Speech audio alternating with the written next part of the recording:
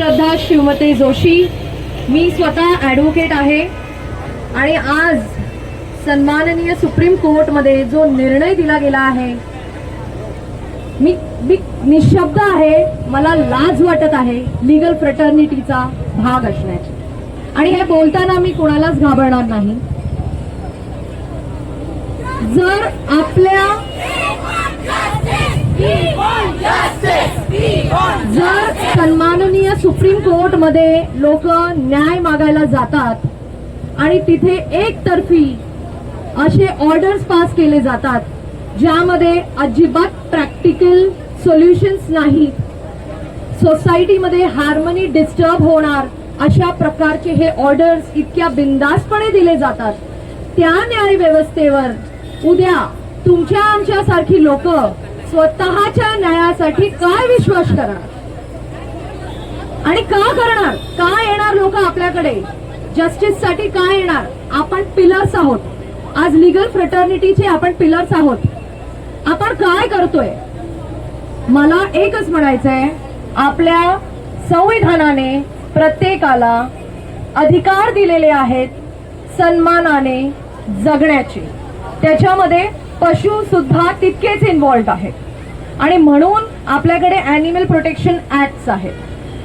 जेव्हा justice bench, सन्माननीय justice bench एक ऑर्डर पास करण्यासाठी बसलं होतं, तेव्हा मला समजलं की त्या कोर्टरूम मध्ये जेवढे ॲनिमल वेलफेअर असोसिएशन्स आपले ऍप्लिकेशन्स देत होते, तेव्हा त्यांचे ऍप्लिकेशन्स त्यांनी एक्सेप्ट करण्यास डिनाय केलं आणि सांगितलं येस, आणि सांगितलं की पुढील ऍप्लिकेशन्स मी अलाव करणार नाही.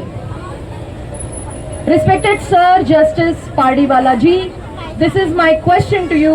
When you're sitting on that chair to make justice, to give justice, are you really being human?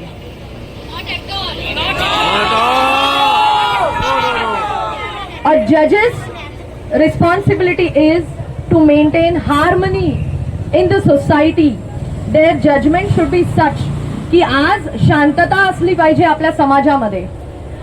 तुम्ही अन्याय केला आहे समाजातील अशा घटकावर ज्यांना बोलता येत नाही, पण आज आमच्या सारखी सगळी लोक इथे त्यांचा आवाज बनवून इथे उभे आहोत आणि आमची आवाज दिल्लीत काय संपूर्ण जगभर पसरलेली आहे. मी हेही सांगेन की आम्ही वोटर्स आहोत. सगळ्यांना सांगेन हे लक्षात ठेवा की जेव्हा आपण आपले अधिकार यूज करतो तेव्हा आपण लक्षात ठेवा की आपल्यासाठी कोण उभं राहिलंय आणि कोण नाही. मी पॉलिटिक्स नाही बोलू इच्छित, कारण लोकांना माहितीये की मी सुद्धा कुठल्या तरी पॉलिटिकल पार्टीला सपोर्ट करते, पण तरीही मी तेवढी धमक ठेवते चूकला चूक बोलण्याची. आम्हाला रस्त्यावर उतरावं लागलं तरी आम्ही उतरणार, गाडी खाली झोपावं लागलं तरी आम्ही झोपणार, पण आमच्या या पोरांना, चार पायाच्या पोरांना टच पण करू देणार नाही. संपूर्ण लीगल फ्रेटर्निटी मध्ये अनेक वकील आहेत ज्यांना हा निर्णय मान्य नाही आणि ते बोलायला घाबरत होते. अनेक जण मला म्हणाले तू जाऊ नकोस बोलायला.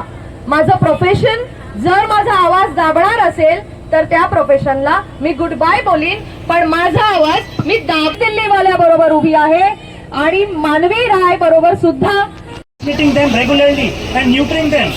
We all have to focus on the solution aspect. The Delhi Supreme Court order is not right. It is not justified from their end. Without listening to the relevant authority, the subject matter expert, they have given these decisions, which is not fair.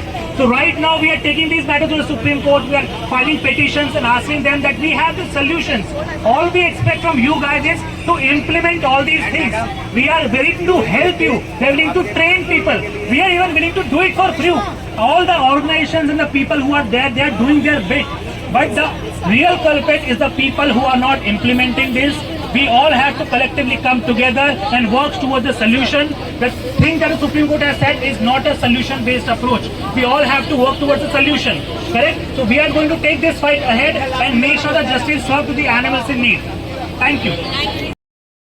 We want justice. We want justice. Jai Hind, Jai Shri Sri.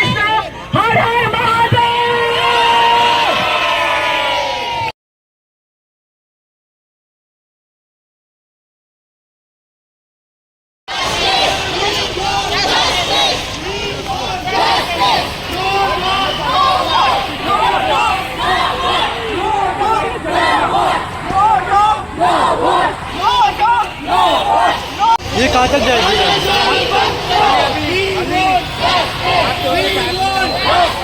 We